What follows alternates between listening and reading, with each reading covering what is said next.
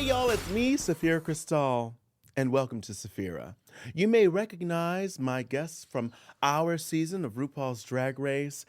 That's right, it's one of my sisters. Actually, it's my daughter. Daughter mother. One of my daughters. Whether you've seen her on stage, whether you've seen her belting Broadway hits, or even tasted her in the back room at the Manhattan Club. Please welcome Plasma. Hello, Mother. Hey, girl, how you doing? I'm good. You know, it's funny that you bring up Manhattan Club because these days I'm usually partying in Brooklyn. Yeah, really? Yeah, that's why I wear crop tops and loose-fitting jeans with my Timberland boots. But you're also wearing deodorant, so... Fair point. Wake that up. Wake that up. Bring back the perfume challenge on Drag Race so these Brooklyn girls can, catch a whiff of what we're putting down. Literally. The thing is, I don't want to catch a whiff of what they're putting down. No, that's the point. Bring back the perfume challenge so that they can wake it up. Yeah, they'll wake something up. I'll tell you what. The drag queens from the Black Lagoon in Brooklyn. So how have you been lately? I'm good. I'm busy. I'm booked and blessed and busy and Doing what? I just really, as of the recording of this session, I just released my debut live solo album, Is Miss Thing On, which we recorded live over the summer at Joe's Pub. Yeah. And we only got 2 takes to get it right, and thank God we did. Yay. So yeah, I'm really excited. I'm trying to follow in the footsteps of the girls who have come before me to release music that is near and dear to their hearts and to do something that I feel passionate about on the other side of Drag Race. Yeah, So. I mean, I got to listen to a little bit. I remember when it came out and I thought, okay, I'm listening to it. And then I went to check and it wasn't out yet still. And I was like, they said it's coming out tonight. That's so funny. That's exactly what my mom said about me when I was 13. I was waiting for it to come out and it wouldn't come out yet. Yeah, the fact that you didn't come out until you were 13, or how old were you? I was, to my parents, 13. That's crazy. Yeah. That's why she was saying, why hasn't it come out yet? It that, come out now. Yeah. I mean, how was that? Because they knew, obviously. Oh, yeah. So how was your experience prior to coming out in your family? Relatively uneventful. I mean, biggest non-surprise of the century, right? It's not like we're dealing with a magic trick here. We're not revealing anything that the audience didn't know was there. Yeah, but you come from a very political family in Texas. Yeah, very political, but on the other side of the like publicly facing door of my family, lots of love and honesty and open communication and substantial support, which I know is like a luxury growing up queer anywhere, but specifically in the South, in the Bible Belt. And specifically in Texas. Girl, wake that up. Where in Texas are you from again? I'm from a town called I was born in Austin, and I lived there until my family and I lived there until we were about 8. I was about 8. And then we moved to a Northeast Texas town called Mount Pleasant, which is, I realized this the other day. I have a diagram. I can show you where in the state it is. Because, of course, Texas is shaped like, say it with me, kids, a gun. So if you point to on the map, Mount Pleasant is about right here. It's about an hour south of the Oklahoma-Texas border and an hour west of the Arkansas-Texas border, which is what I like to call... How far from Dallas? About 2 hours from Dallas. 2 hours north of east. Dallas. Northeast of Dallas. In a lovely little spot on the map that I like to call the Confederate corner of Texas because, God almighty, we're living in different times over there. It's crazy. Yeah? Yeah. Girl, there's still a monument to Confederate soldiers who fell for the Confederacy on the town square in my hometown. Oh my goodness. Yes. What's the population? 15,600-ish people. Oh, so not many people there anymore. Not many people. I mean, larger than you would think for a town that's so backwards, like back in the day. What's it like growing up in that place with your very loving, very communicative, very accepting family, but still growing up in that place? It honestly, it felt, considering the person that I am now and the life that I live now, it felt, by comparison, very uneventful.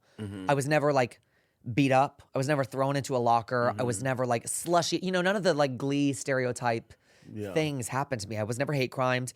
But also I was a teacher's kid. My mom was a Spanish teacher on campus. And I think people respected my family because they knew we were political. And my granddad, who is the former lieutenant governor of Texas, also lived in that town. And they just knew better. I think they knew better. Yeah. Like wealthy, affluent white people in a small town full of white people who want to keep control in white circles. like no one fucked with me, even though they knew that I was a big old capital A, hello, capital F, capital Texas public school. You see, it's coming in handy. Yeah, I was a agate. That's exactly right. Now wake that up. Yeah. Yeah. So yeah, it must be nice to have big granddaddy have that sort of like. So were y'all like one of the most affluent families in the town? I think Or is so. the town very affluent? I wouldn't say, like, we didn't live at the country club. There was like the country club crowd, and there were like all the girls who went to the, like everyone. But those people were in that town. Yes, there was very much like the golfing groups and the ladies who played bridge at the country club over lunches on Wednesdays. It wasn't like Cleveland, Texas, or anything. No, God, no. It was pretty affluent. It had a sect of people that very much took what they did very seriously, and it was always like did you ever hear about the Pilgrim Chicken Corporation? Pilgrims? Yeah, the chicken. Yeah. Yeah, they're based in the next town over from us. Okay. So like Beau Pilgrim, rest in hell or wherever he is, had a French chateau style mansion like 3 miles from my house. Mm-hmm. And it literally looked like Versailles. It was the Queen of Versailles, now running at the St. James. Well, by the time this airs, this might not be running anymore, but used to be playing at the St. James Theater with Kristen Chenoweth and the rest of her Republican friends. But, it was this town that, like, the older I get, the more and more I realize that it was almost unspoken, but completely segregated. Yeah. I didn't have any friends of color, really. Did you ever see people of color there? Yes. Okay. That's the thing. But like the social circles that I was a part of weren't really like open to that. And like the social norms that we all accepted were very segregated. And like I went to school for musical theater in Oklahoma, so that wasn't that much better. But in the same school, doing all the same things, having all the same interests, there were, for the first time in my life, queer people of my age and interests, and people of color, and intersectional identities that weren't trapped in this town that felt ancient in comparison. Yeah. And so and then moving to New York, I realized I was like, oh my God, the reason that big cities are so progressive and so liberal is that we have to understand each other in order to live on the same block. And in Mount Pleasant, Texas, no one is forced to live with that kind of discomfort. No. So you're also from Texas, though. I'm from Houston, Texas. Yeah. Yes. What part of Houston? I've never asked. I'm from 3rd Ward, also known as Riverside Terrace. Okay, yes. Very black neighborhood, very, I would say it's a mixed neighborhood, black and brown. But black and brown. And I think more recently there's more white people who have moved to 3rd Ward. Okay. But the 3rd Ward is traditionally a very black neighborhood, but like sort of like a black middle class neighborhood. It wasn't like a ghetto of any sort. But, Yeah. And I didn't realize a lot of things in my life until I left Texas, until I left Houston. I'd never really experienced a lot of racism. I didn't really experience much. If it happened, I didn't know it was happening. That's exactly how I would describe my experience with racism. Yeah. Well, yeah, I could have been a victim. That does go to the question of like, because you lived in such a privileged upbringing, you didn't have to really deal with these difficult. You didn't, and neither did the people in your neighborhood or in your town have to deal with these difficult conversations or these difficult situations. Going from there into Oklahoma, where there's everyone. Did you ever bump and have any like rough times? The closest experience I ever had to like being hate crimed was after rehearsal one night. We were doing the musical Cabaret on campus, and I played the lead. Thank you very much. What lead? I played the MC in Cabaret. You could have been Sally Bowles. You got to be more specific. Girl, no, the only people who present masks who can play Sally Bowles are trans men. And I've decided there needs to be a production of Cabaret where Sally is trans mask. Because there's this whole theme. I could go on a rampage and you know it, and that was a setup, and I won't fall for it. I won't. Not this time. Maybe this time you'll be lucky. Okay. No, but we were leaving rehearsal one night, and all the faculty that were rehearsing us and the cast, we got egged on Campus Corner. But it was like some dumb frat boys who wanted to like egg somebody. But that was the closest I ever got. Yeah. I'm serious when I say like I've lived a queer privileged life, not only because of my family and because of where I grew up, but also like I have not lived some of the horror stories that still to this day are happening everywhere. Yeah. And like you hear about them on the news. I never experienced them firsthand. Which is beautiful because It is beautiful. I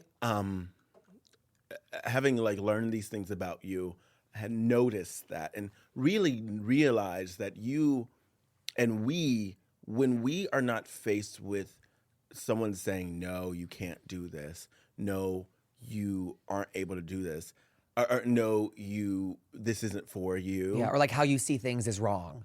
Yeah, how there is this thing that never gets, there's this light in you that never got dampened. And I think that is the most beautiful thing about you, is that your light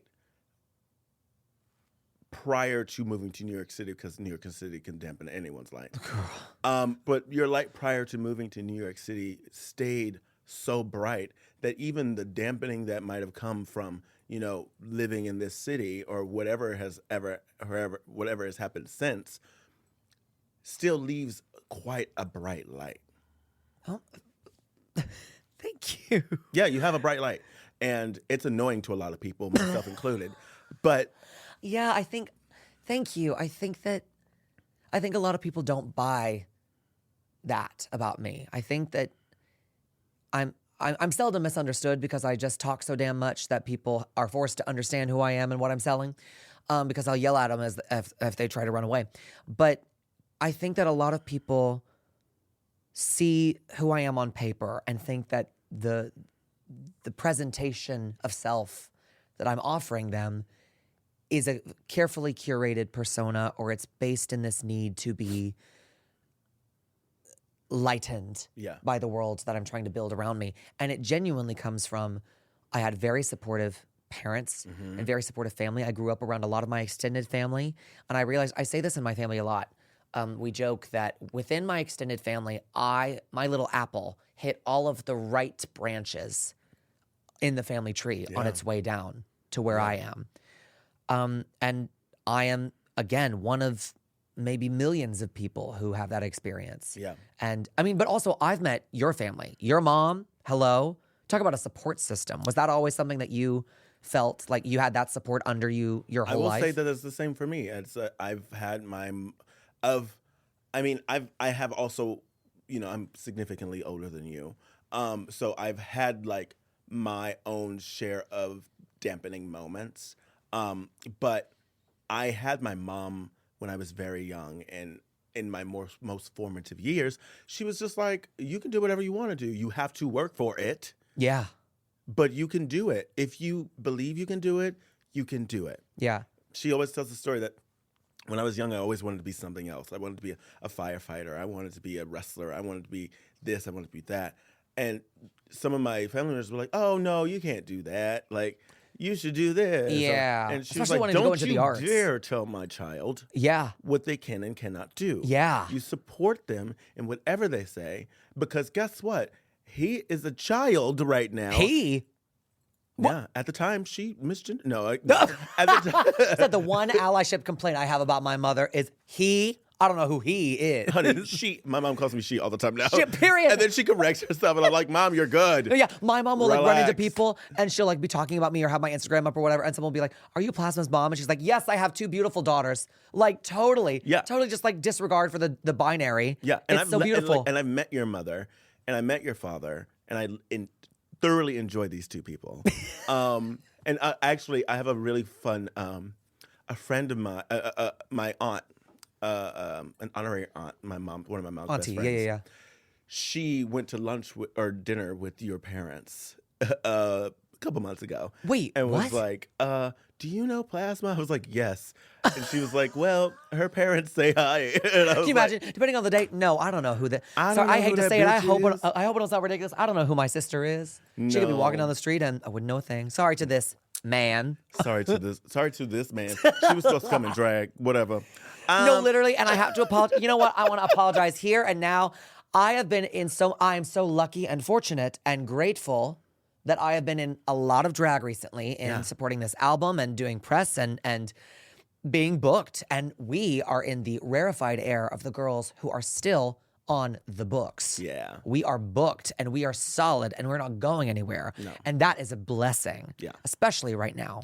Whew, Girl, can you believe we were the last season to air our season of Drag Race, which, like, I know we have our own independent careers, but having the last season of Drag Race to air in this country before the administration changed, Yeah. the energy feels 100% different. Being in the public queer eye, Yeah. it's so. Do you feel this? Yeah. I mean, everyone's so tired. Yes. Beyond being tired and so scared all the time. The fear mongering. It's like, Go to a drag show, have a good time. yeah. And this is not me saying that I don't want to hear it. If you want to tell me something, definitely feel free to do it. But I want you to go to a show and enjoy yourself. And that's really the reason why we do the shows. You're doing an Uncle Sam flyer. I want you I want you to go to a show and to enjoy go to yourself. a drag show and Wait, tip a drag queen. Auntie Sam, okay? Auntie Samantha. Auntie Samantha, Auntie Saphira, okay? Samphira. Okay, girl. You know I let the joke go and then I take it one And then step she too goes far. one too far. Yeah, one too. She loves to kill a joke. It's her favorite thing to do, actually. It's okay. And then RuPaul killed my career. It's fine. I guess. Oh my I God. don't think she killed your career. Sorry, I feel meant like to say my time on whatever. You know, your career blew up because of that. That's true. Honestly, there would be no Justice for Plasma if you hadn't gone home when you did. You know, that's true. I never would have been trending on Twitter for the only time in my life, I'm sure. If it I'm hadn't sure been. you'll trend again, and I'm sure you've trended since then. But like honestly, you say a lot of ridiculous things, so I'm pretty sure it's gotta happen. Yeah, I'll trend when I am the first drag queen who ever goes back to my hometown and gets absolutely harassed. That'll be Like, great. oh, you didn't get harassed? Let me show you how it's He gonna said, happen. "Oh, honey, time to dim that light. Let's go home." No, so do you feel like we as queer people who basically have had this wonderful upbringing, how can we be there for our, as queer people, sometimes everyone has their light dimmed and people are so jaded and or so injured. Yeah. I think One of the things that someone has said to me many times is, I don't believe that she's so stuck up. She's so into herself. And someone even said, I used to think that Saphira was really not confident. What's the word that? like cocky or yeah. I thought that Saphira was very cocky, but I realized watching, it was another podcast I had done, that this is what self-love looks like.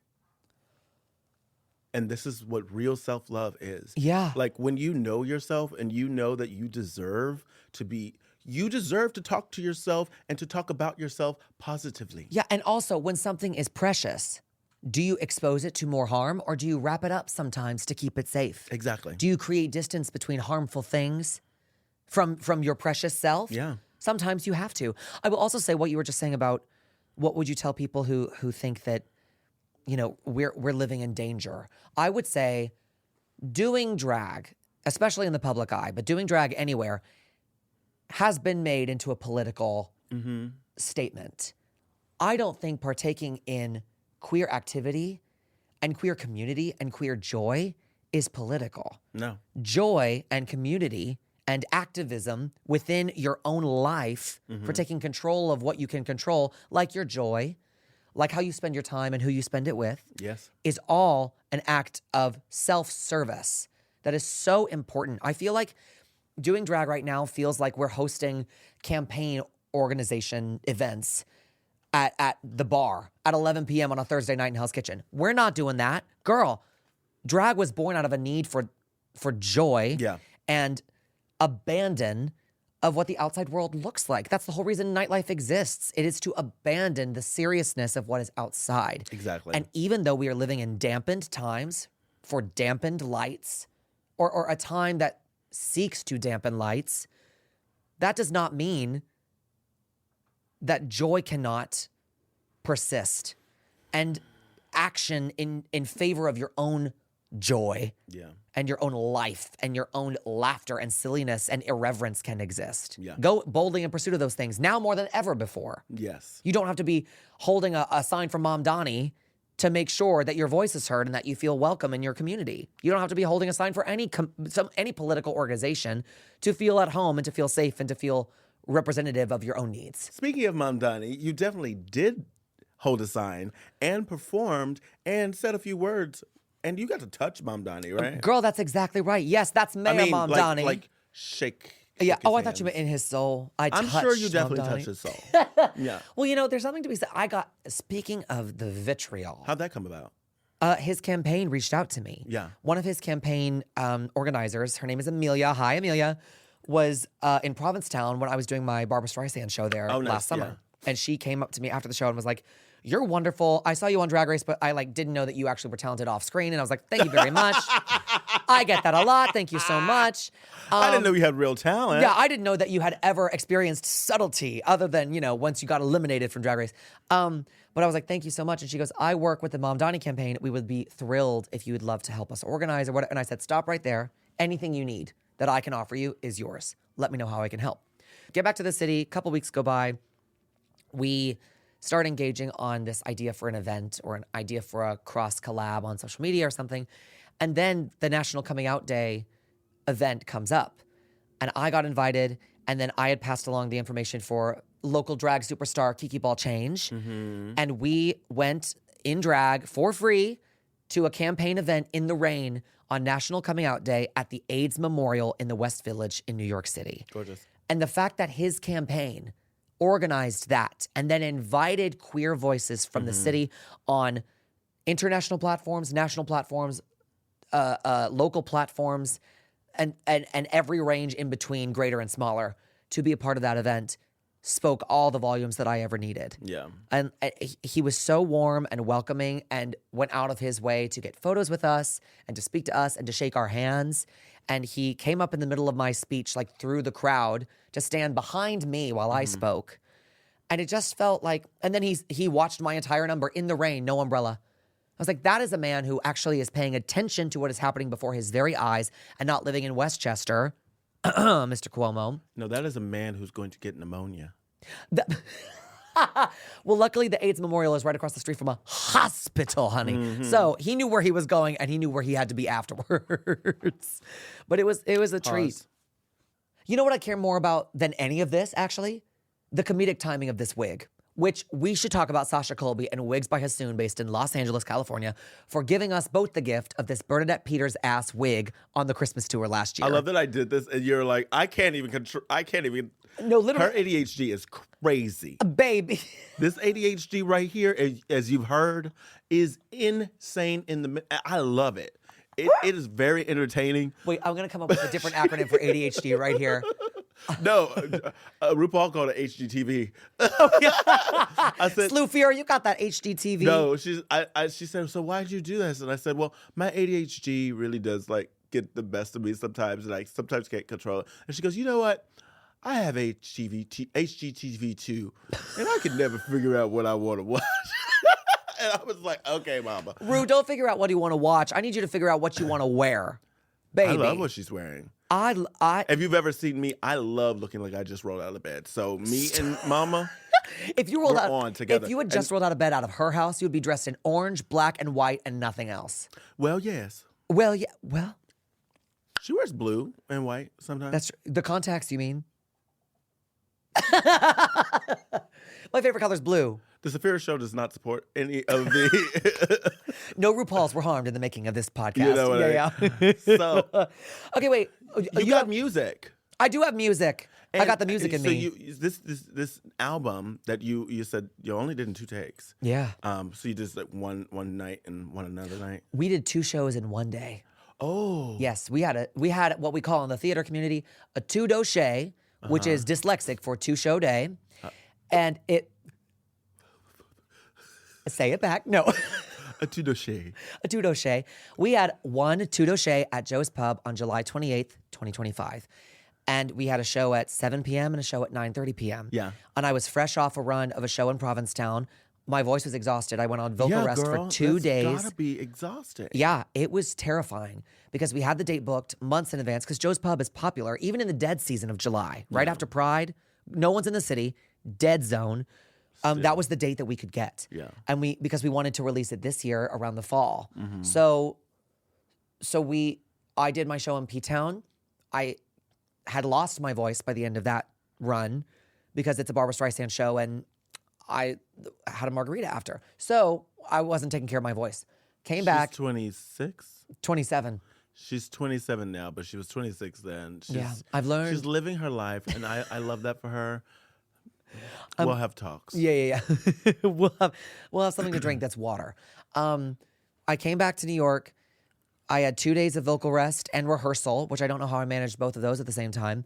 And then we recorded both shows on the same day in one night because that's what Joe's Pub had available and that's what worked with our schedule.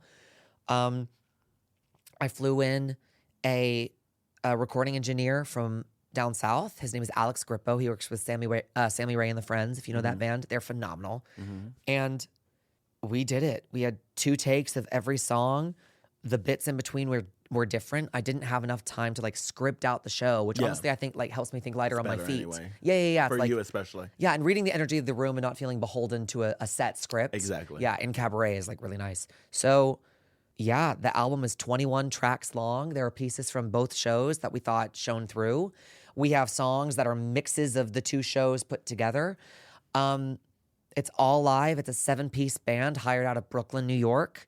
And is it the Benjamin Young Band? Benjamin Young Band? Yes. Yeah. And he did a lot of orchestrating. I have an original track on the album, which was co-written by myself and my friend Ryan Jacobs, who is a future musical theater Broadway composition star. Seriously, he's wicked brilliant. And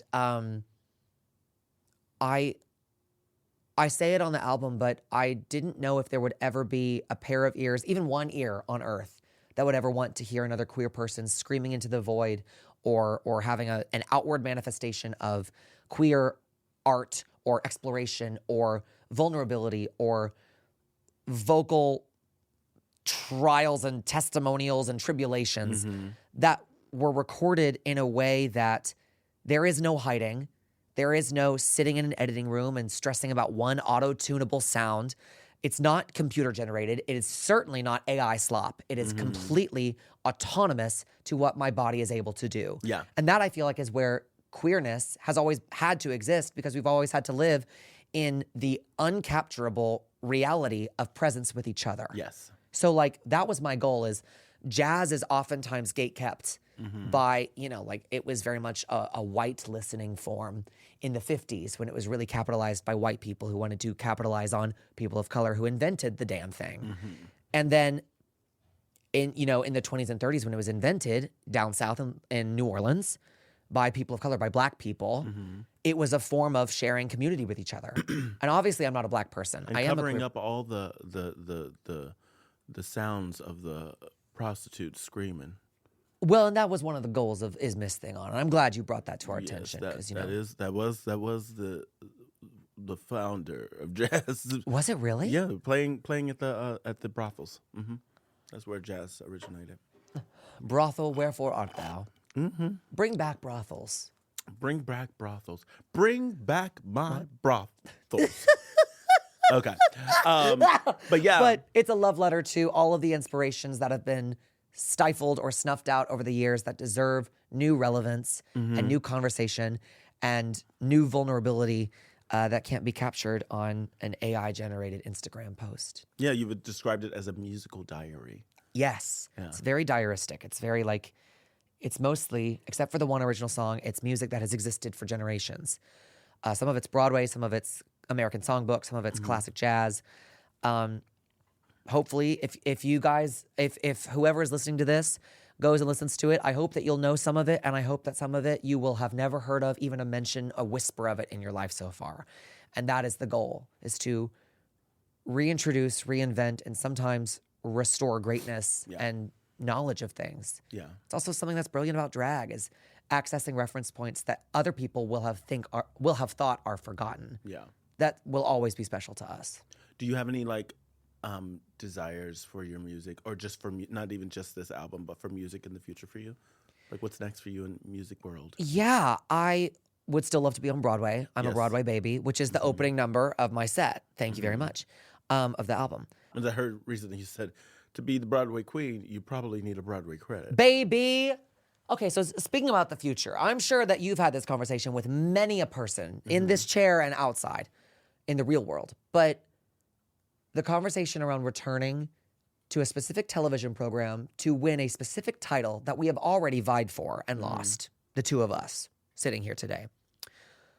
One of us hotly contested, but to hold ourselves just to the standard of something that we're already known for is limiting to us. Yeah.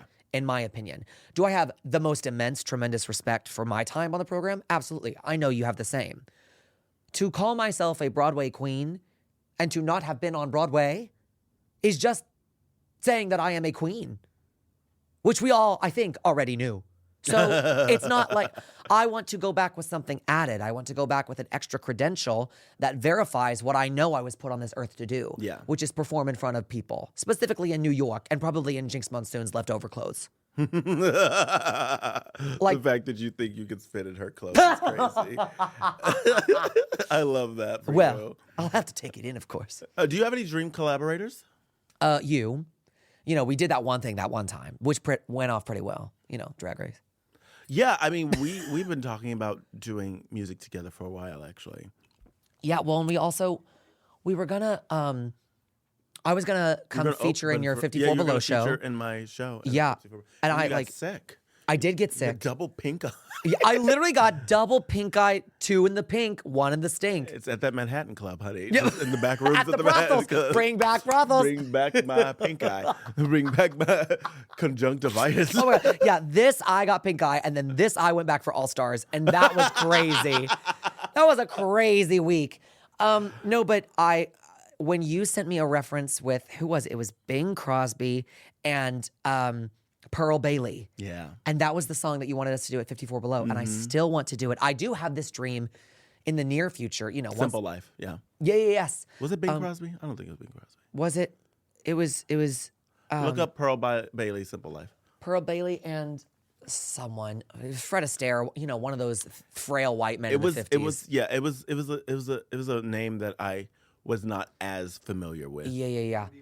Andy Williams. It was Andy Williams and Pearl Bailey. Give me the Simple Life. Yeah.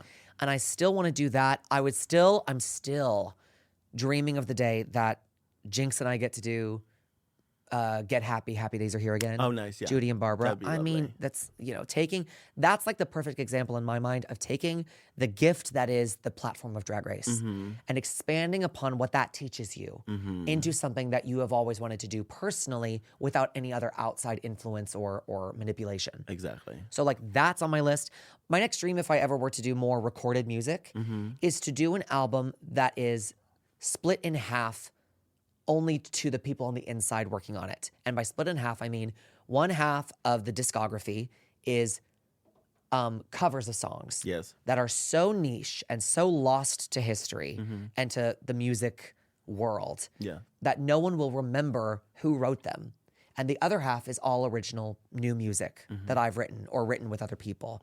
So that the line between what has already existed and what is brand new and fresh is completely blurred. But it all sounds like it comes from one era, from a unified perspective, from a singular artist's point of view. Because I believe that, you and I both do drag that is sometimes older than us, right? Like the reference point. Yeah. And I love the saying, everything old is new. There's a song called Everything Old is New Again. And that's my perspective of, there are so many things that were lost to time because they excluded people. Yeah. Excluded queer people, black people, brown people, trans people. Oh my God. People without privilege. People without money. People without money. People without status in this Anglo-Saxon environment that we've created all over the Western civilization. So reinventing and reopening the threshold of that kind of material that has influenced so many of us in queer circles, in music circles, reopening the access to everyone is something that I'm very passionate about. So I don't have a simple answer for anything you're going to ask me, but you probably already knew that when you I already invited knew me. that. It's very easy. Just ask her one question, you get a whole hour. That's I'm like, how long do we have this space? Oh, we got to go. crazy. Yeah. What role do you want on Broadway? Adelaide and Guys and Dolls. Okay. But it needs to be guys and the dolls. And Guys and the Dolls. Guys and the dolls. Like all the guys, we have had enough of this gendered guys and dolls where all the men are men and all the women are frail. Like truly, it's over. We need the guys to be butch lesbians and trans men, and we need the dolls to be drag queens and the dolls, the trans divas. Yeah. And that is it comments on gender without ever having to change a line. That's what a Yeah. Broadway revival should do. Yeah. So that I want to see an all gay, completely reckless, A Little Night Music, Sondheim. Oh, I love A Little Night Music, and I want to be You're. Can I tell you who I think you are? who? I think you're Charlotte. Really? Yes, because I can see you looking at your husband and going, "That's a comforting thought to take with me to town, dear. Might just keep me from cutting my throat on the tram and wanting to kill that son of a bitch dead." Yeah. Because you've got the bite. You know what I mean? Yeah. I've always seen myself as Desiree's mother. As a lovely Leonora Armfelt. Leonora Armfelt, Yes. yeah. Yeah. See, okay, so Liaison, wait. what's happening to I might have it actually. I think you might be Desiree because I think Leonora needs to be Billy Porter or Andrea Shields. Like the queen who could tell us stories from times we wouldn't even believe. Yeah. True. Yeah. Yeah. Like, Andre's Shields is, yeah. yeah. And I'm Petra. I'm just getting fucked in the stables while y'all throw food at each And other. Hamlet and Yeah. It's a quick da-da-da-da-da-da-da-da. No, And truly. I shall marry Marry the miller's son. Yeah, I mean, come on. That's the dream right now. Yeah. Is like queer coding everything. I mean, look what happened. Look at the success of the Company revival by Marianne Elliott. Yeah. Where all of the gender ideologies were completely thrown out the window. Look how successful that was. Look how much more access that provided to people who wanted to be there and had never been invited. Yeah. That's what I want out of the American theater. Yeah. Anyway, Would there be any time in your theater life that you can recall that fundamentally changed how you see yourself as a drag performer? oh yeah, I went from playing Otto Kringeline in Grand Hotel the musical in college straight into summer stock theater, straight into playing the MC in Cabaret that fall. And it was my grandmother was in the decline of her Parkinson's journey at the time. And it was the first role where my whole family hadn't come to see me. Again, tremendous privilege in my family and in their support for me. But I remember thinking, this is the first experience where it's not a participation award. And this show means something. This show it was also in the fall of 2019. We were gearing up for the presidential election between Trump and Biden. Yeah. And it was and during the rehearsal process, there was an anti-Semitic vandalism on a nearby piece of art of a Jewish person near campus. And it was very public and very like it suddenly felt like we had been through no choice of our own thrown into a political show. Yeah. And Cabaret has always been political. Hello, look at the material. Yeah. But feeling like at 20 years old that I had an impact and that I was painting false brows and I was doing a full head over heels somersault into a character that I didn't understand because I had never lived as violently or as boldly or as courageously as them. I had too much privilege. Yeah. Yeah. I had always been safe. And so realizing in that moment, like, yes, I'm playing the lead and I won the lead and I auditioned for it and I got the part. And then realizing I am in no way qualified to do this. A lot of this feels right. And this is a stepping stone into something else. But I am in no way qualified to tell this story yet. Yeah. And so Plasma comes from a place of things that I feel qualified to talk about, which is the love I have for niche references from back in the day that my family taught me. And Broadway and the light sort of showgirl fantasy of that, the escapism. and the silliness and the goofiness and the lightheartedness. Yeah. I'm a very deep person. You know this. You're a Libra. I'm a Scorpio. We feel things. And knowing in that moment, like, I don't understand this and it's going to be okay. And one day I might. Yeah. Hopefully I never have to understand what this character This feels lived. like, yeah. But yeah, that cabaret informed a lot of where I started. Yeah. Yeah, except for the pansexuality of that character. I'm just gay. You're just gay. I'm just gay. Like, I'm not trying to get up in no coach. I don't fly coach. I fly Delta Comfort Plus. Thank you very much. I fly first class. Charcuterie board. So, conspiracy, baby. Let me tell you something. We're gonna play a little game. Okay. I love to play games. Okay, Plasma. We're gonna play a game. It's called Conspiracy Corner. Oh. Many of you might know that I am a conspiracy enthusiast. Yes, not conspiracy theorist, but a conspiracy. I'm not talking about like, the moon being made of cheese or JFK's assassination. I'm talking about the real conspiracies. The conspiracies. The ones that are actually real. So, Plasma, won't you please join me in the Conspiracy Corner? I'd love to. As we're about to discuss one of my favorite plausible theories. Plausible, even. Plausible. One of these plausible conspiracies I keep hearing about. Shut the fuck up. My whole job is to talk into a microphone. You tell me to shut the fuck up. Mixed signals, honey. Today we're going to discuss the fact that birds aren't real. What? Yeah. I don't know if you know this, but between 1959 and 1971, the United States government exterminated all the birds and replaced them with look-alike drones to spy on citizens. The drones charge themselves by sitting on electrical wires and poop on cars as a means to track their locations. The creator of the theory has since claimed it was all satire, but that's what the government would want us to think, isn't it? Now, Plasma, have you ever looked up in the sky and seen a bird fly and think, oh shit, who's watching me? Strangely, yes, I have a very distinct memory of one such a moment. Oh, please do tell. Yeah, so I just mentioned my grandma who passed when I was in college a couple months later. We're in Oklahoma. We're in the middle of a landlocked state, very dry. It's almost as dry as your vagina. And I looked up into the sky in Norman, Oklahoma, and I saw a seagull.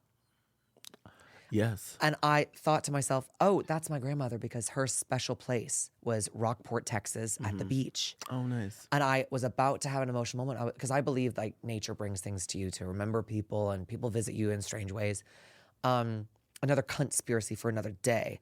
But I was about to lose my shit. I was about to like have a meltdown, getting emotional. And then that bird shat straight out of the sky. And I just thought to myself, that's a real bird, and that couldn't have been planned by the government because that was a very special shit to me. Well, you thought it was your grandmother, but you didn't realize that it was a government plant. Now, okay, so I don't think the government took your grandmother's soul and put it in a bird. What I do think... Wait, so now I'm confused. Because I feel like you didn't hear what I said. Oh, the government replaced all birds with drones. No, but see, I thought my grandmother's soul had been put into, through spirituality, mind you. Yeah, of course, yes. A landlocked seagull in the skies in Oklahoma. But what you're telling me is that all of the birds, every single bird. Every bird. Birds are not real. Okay, so explain chicken.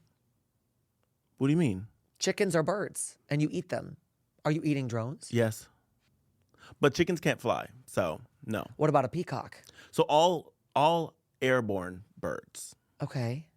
Chickens and peacocks and turkey can't do nothing. They can't get around. Turkeys can't fly? No. Oh. They're too big. They're. Have you ever seen a flying turkey? Well, not yet, but I keep my mind open to possibilities. No, there's got to be an edible flying bird. No. Oh, wait. Except, eagles. That's what I was about to say. I don't think the government would touch the bald eagle. Because I don't think the government would touch a bald eagle because they are sacred in this God-fearing democracy that we live in and this right-winging, eagle-worshiping country. That's why they killed them all. Yeah, or they're hiding them all in national parks that they're also trying to deforest. Yeah. Yeah. No, I think that they took all the eagles as well because they actually fly the fastest and the highest. So. Yeah. Yeah. Those are the ones that they used to, Typical American democracy, protecting the predator birds. Yeah, exactly. Wake the birds that of up. what? Prey. The birds of prayer. What's a Okay. prayer? Okay. Okay. Do we have another? I mean, what is your favorite conspiracy? Oh. This is not going to surprise anyone, but Marilyn Monroe was killed. Was she not? No, it was ruled a suicide because she had a drug and alcohol problem. But They always have a drug and alcohol problem. yeah, it was 1962 in Los Angeles, California. If you didn't have a drug and alcohol problem, you probably were living in a different zip code. Yeah. Like, wake up, Pearl. Like, I had the unfortunate displeasure of seeing the movie Blonde. Yeah. Did you see that movie? No. Horrific, horrible, mind-bogglingly offensive cinematography. I would not recommend it to anyone unless you have a very strong stomach and you hate women. I would not ever watch that movie again. There is a scene in it, though, that freaked me the absolute fuck out for a conspiracy-related reason. Okay. There was a scene that they shot in Marilyn Monroe's real house, which I find incredibly distasteful. Yeah. If you hadn't already figured out that I despise the movie. They shot it in her house, and it's her having a nightmare and getting up out of bed in a dark room because she thinks someone's in her house. Mm-hmm. And they shoot it in night vision. And they follow her. They follow Ana de Armas playing Marilyn, wrapped up in a sheet, wandering through her house, like totally groggy. And then they pan over, and there's a CIA agent in all black that she cannot see because it is pitch dark. And they shot it in night vision, but it's Secret Service in her house, silent. And she comes up like right up on them, can't even tell that they're there. And like, there's also a conspiracy. So that freaked me out. Like the visualization of that possibility of being real really freaked me out. There's another conspiracy that Marilyn, who was very politically savvy and smart, and a lot of people discredit her for that, even to this day, with all the information out there about her. You know, she's the reason why Ella Fitzgerald became famous. That's true. Yeah. Because she invited Ella Fitzgerald. No, Ella Fitzgerald wanted to sing at a club, and the club wouldn't hire her because she was black. And Marilyn said, if you hire her, I'll come to every single performance and sit in the front row. And she did. And she did. And what? But there's And they became very good friends after that. Yes, they did. Yeah. There's a story, there's a conspiracy that when Marilyn was seeing the Kennedys, because she was seeing the Kennedys? Well, so she was with there was apparently she had an affair with JFK and then RFK, his brother. Oh, okay. Yeah, not at the same time. Not as well. No, who knows? I thought you were saying she was that JFK and Miss Onassis. Miss Onasty. What's her? Jacqueline Kennedy. JFK and Jackie were in a throuple with Marilyn. Talk about bring back brothels, honey. Well, what if that was the case? I doubt it. Cold case, because no one wants to get into that. That's a conspiracy, honey. No, but okay, wait. So there was a conspiracy that Marilyn was very outspoken at like nuclear testing sites with the Kennedys because she was invited, because she was, of course, a privileged public figure and was invited at the Kennedys' request. And she apparently was like very outspoken. Right, this is right before the Cold War. Yeah. So America's like arms strength and all that. And Marilyn apparently was like, "This is barbaric. This is not right. Why do we need this kind of weaponry? This is not good for anyone." And of course, the Kennedys, who were power hungry, didn't like that.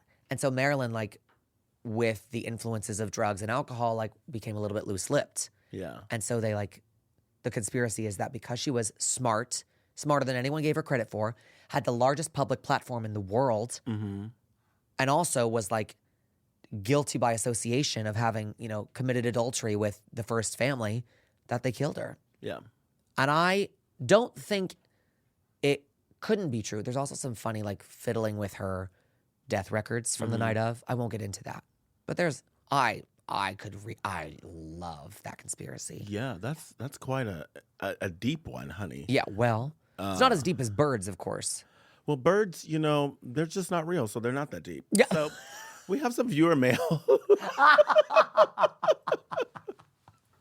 Also, they're kind of small, Right. Except for those turkeys, those land-faring birds. Maybe they're very large. Yeah, they leave those as real birds just to keep us guessing. That's the conspiracy part. That's what I'll add. So we come to the very special part of my episode where I like to hear from you, the viewer. If you feel like you want to ask me or my special guest any questions, make sure you write We've come to the part of the show where we ask questions from you, the viewer. Now, if you feel like you want to ask a question to me or my special guest, make sure you write our show, all right? We love you. So our first question is, fuck, marry, kill. F, marry, kill. It's from Garbage Elf. Oh, Your hi. season of Drag Race. F, marry, kill. It's a lot of people. It's like 14 of us. So. Yeah, well, I'd fuck Rue for the money. I think it means, Oh, the girls? yeah, the girls. Oh. I'll do this one too. Yeah, I mean, I guess I don't have to. I don't need to volunteer to. Why would you volunteer as tribute? This is the Hunger Games, honey. Yeah. Fuck, marry, kill. Oh, God almighty. There's also 14 of us. I don't know why we were given all You know, of them. this is in drag or out of drag? You decide. Yeah, Goblin Elf Trash or whatever your name was. Is this in drag or out of drag? I'm going to say out of drag because that's the majority of the time we spent together on the show. Out of drag. I said it back then and I'll say it again. I think Q is a cute boy. Well, yeah. Yeah, so Q. I would, Q's and also, cutie pie. you know what? I would marry Q, even though she's married.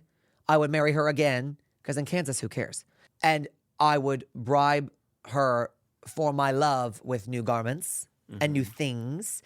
Because that's what every healthy marriage is based Bribe on. her. You don't Bribery. mean just suck her dick because you'd be married. Well, see, you already see it. Yeah. I don't think you understand how marriage works. No, I sure don't. Does someone want to marry me so I can find out? Fuck. No, I would say I would marry Q. I would. I'd fuck Morphine because how fun would that be? Okay. Because Morphine is the most fun person on earth. You Yeah. have to agree with that. Yeah. Yeah. And I would kill. Top or bottom for morphine? Aren't you a bottom? I am a bottom. In the competition, I would. I'd let Morphine fuck the shit out of me. Yeah. Yeah. Yeah. I love you, girl. Let's do it. And then I would kill. Oh, I'd probably kill Plain just because it's fun. I mean, that's such a boring answer. easy answer. We You- already knew. What Oh, the you know who I'd answer kill? to- I'd kill Mirage because shut the fuck up. What do you mean getting eliminated was that devastating? Girl, just get off the stage. Charlie, do something. Get off the stage. Get out of here. We got more episodes to film, girl. We gotta go home. I'd probably fuck everyone. You sort of did with the way you won everything. You fucked us all up. Nymphio with those damn balloons, she got you fucked up. And that was the only time that someone stood in front of you. Yeah. I'm She serious. didn't even stand in front of me. No, I mean like in the competition, yeah. someone who stood out further than you. All of us to this day, most of us in the cast, we're all like, we until we saw those motherfucking balloons, we were all like, I hope Nimby has fun. Yeah. I hope it's fun for her. We know it's going to be yellow. What else can it be? And then it was And balloons. It was yellow. Yeah. But like- also, like, it's funny because I talk about this often. Like, when I think about that moment, I knew the balloons were coming. I already saw her preparing, so I knew they were happening. And when it happened, I said, oh, that's kind of early. And I was like, I remember thinking, bad timing. All right, girl, I'm about to eat this. Yeah, all right. Yeah. Knuckle crack. Let's get to it. Let's get to it. Yeah. And then I watched it and I was like, God damn oh, it. okay. God almighty. I don't see myself a lot. So, you know. That's when you know, when you look at the judges panel and all four of them are looking at the other person, that's when I knew I was cooked. Mm-hmm. I was crawling up on the ground, girl. I've never been so low in my life. Literally below sea level on the stage, trying to make eye contact with one judge. Mm-hmm. Oh, then. Well, Yeah. see, for me, they were so far, you couldn't even see them. Oh, I guess that's true because of the different stage. Oh, Couldn't even yeah. see them. Forget it. You couldn't see what they were Yeah. looking at. All right, so let's ask it here and now. Would you go back? Would I go back? Yeah. Of course. Yes, of course. Like as soon as they called you? Like first time? Like, hey, Saphira, we were yes, I'm back. Like that's you. You want to go back as soon as humanly possible? Oh, yeah. Oh, great. Oh, yeah. Oh, great. I definitely want to go back. Oh, that's so wonderful. Second question, as by Mary Contrary. Hi, Mary Contrary. What's your dream Broadway role? I already asked this. Yeah. I would say right now it's Adelaide and Guys and Dolls. Or if I had to play a boy on Broadway, I'd love to. I'd love to do a new role. There's an up and coming musical called Becoming Nancy, which is about a boy in high school who gets cast as Nancy in his high school's production of Oliver. That's me. Yeah. That, or I want to play Emily in The Devil Wears Prada the musical. Yeah. I mean, hello. Yeah. Hello. I feel that. Yeah. What's one thing you've never told anyone before, as by your inner voice? What's one thing I've never told anyone?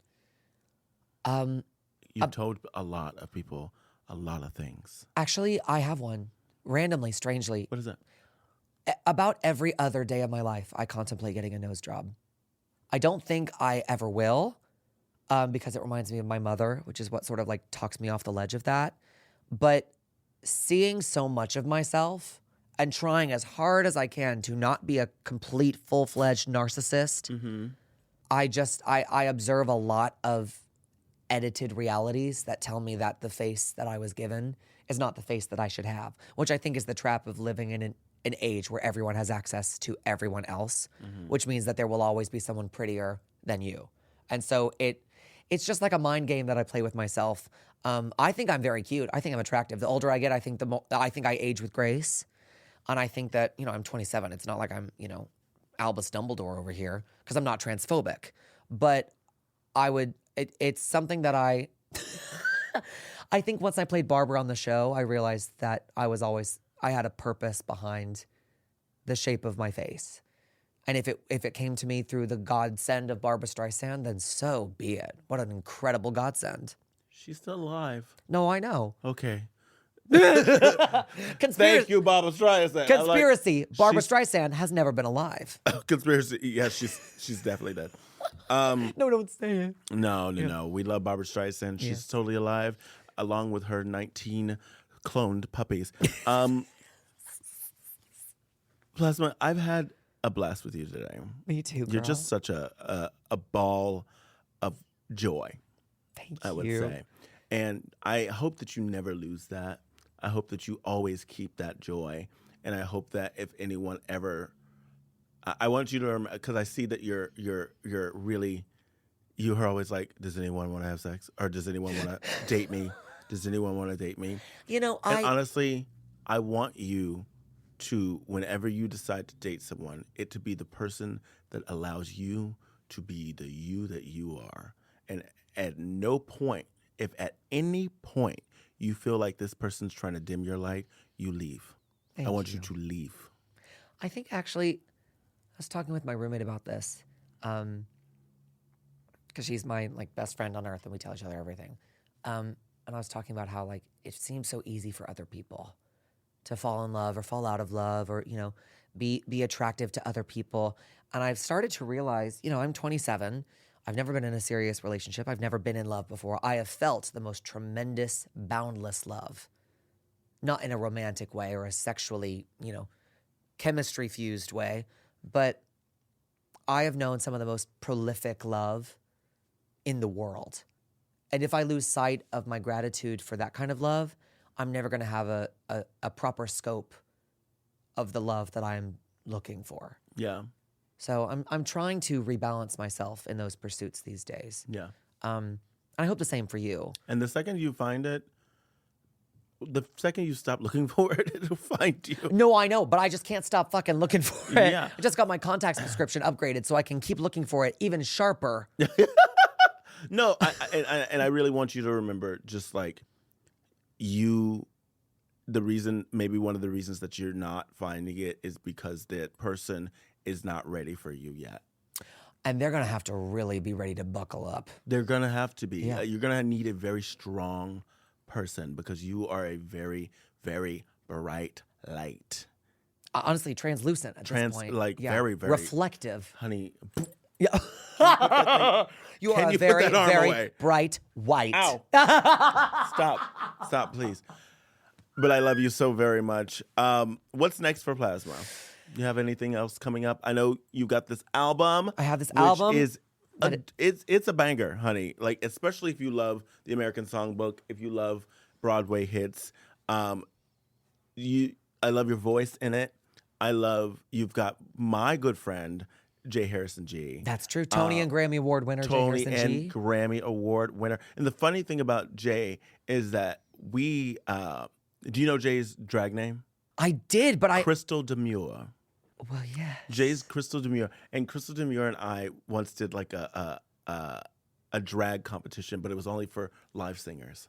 Oh, thank God. it was somewhere in the around here, Yeah. and I remember I had to sing, and I just was like, this person, she's so sweet, so talented, so amazing, and just a voice that sounds like butter. Oh, No matter what, it is an even tone. I love Jay Harrison. just gorgeous. She threw a little growl on our track together. We sing "That's Life," the duet version, Yes. on the album, and she threw some of the most righteous, like, not even growl. It's like she lit a fire under her chords and she let the smoke out. It's so rich. It's very rich. Yeah, and I remember seeing them in just Some Like It Hot, and that's the kind of shit I'm looking for on Broadway. Take something that everyone has had one experience with, the tremendously transphobic plot of Some Like It Hot from 1959, Marilyn Monroe, Jack Lemmon, all of them,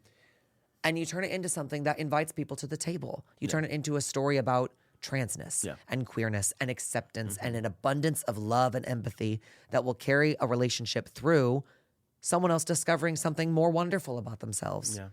That's the kind of relationship that I think queerness brings to every art form it touches. Yes, every Drag time. brings to everyone it touches.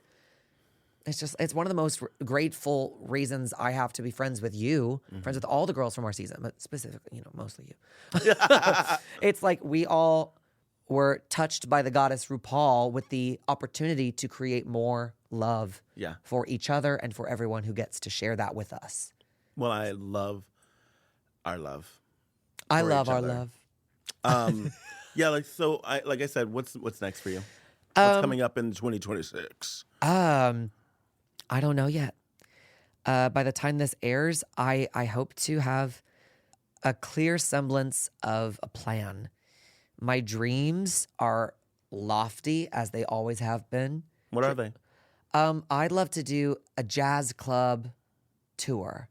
I don't want to tour in more. I would love to go back to all of the queer establishments that have hired me over the last 3-4 years of my career. Loved every second.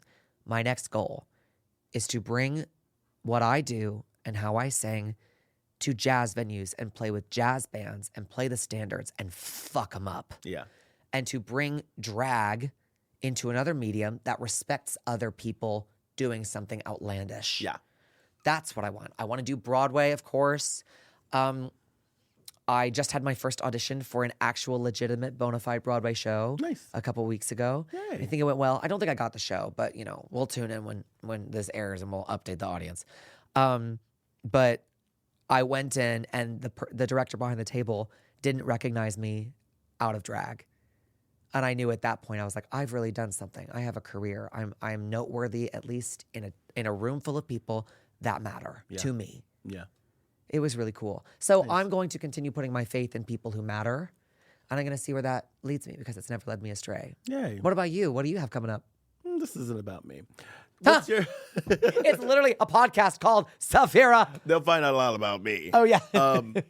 But also, I didn't even say congratulations on your podcast. Thank you. Yeah, you already have an incredible lineup in your debut season of it.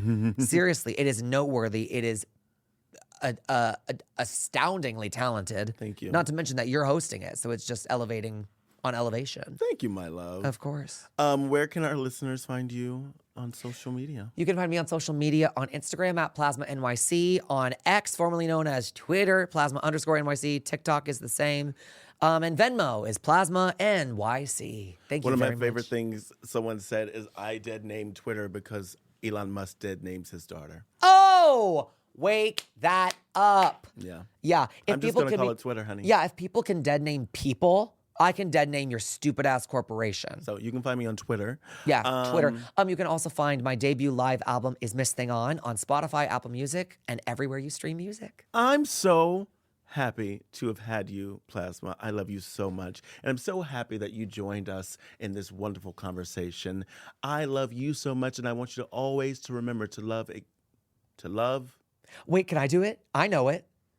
I want you to take both hands and I want you to wrap them around yourselves. And I want you to give yourself a tight hug and repeat after me. I truly love and accept myself. Now say it again and mean it. I truly love and accept myself. That's right, GLAAD Awards. Thank you so much for being here. Always remember to truly love and accept who you are, where you are. Always remember to truly... Good Lord. Always remember to truly. Wait, what? Y'all didn't see this, but before the show, we had Caesar salads for dinner. Okay. Always remember to truly accept who you are, when you are, where you are, how you are. You are perfect today. Have a great night.